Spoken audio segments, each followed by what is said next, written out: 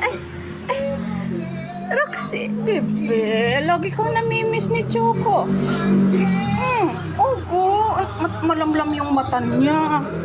Ogo, huwag mo akong kagatin. Bati tayo, ha? Inano ko nga, ang ito yung pagkain. Grabe, pahirapan kami pakain. Ay, ipo-force feed mo talaga yan. Dahil kung hindi... Inano niya talaga na nilalikaw niya, kinukutsara. Sa'yo kaya talaga kumain.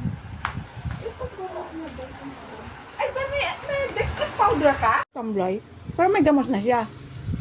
Pero pinapakonfine sa akin kung gusto ko daw talaga na ano, kasi delikado ang lagay nito. Sabi ko, hindi ko kahit i-confine. Alam mo ba, kinumpute nila yung bill ko pala. Sa 5 days yan ha, kinumpute nila kasi 2.5 ang isang araw. Sabi sa'yo eh. Sabi, 16K.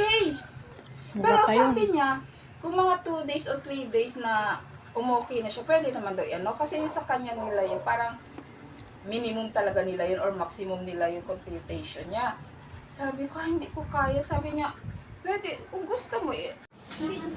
Hindi man daw kasi ang mahawaan mo daw si Roxy Bell. Oh. Pag ano, pag halimbawa tumais si Hugo na nakain niya. Yun lang daw. Hindi man daw to airborne.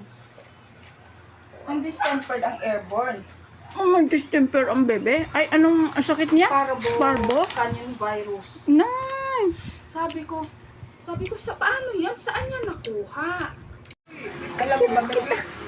Ay, ay, Roxy, bebe, lagi kang namimiss ni Choco.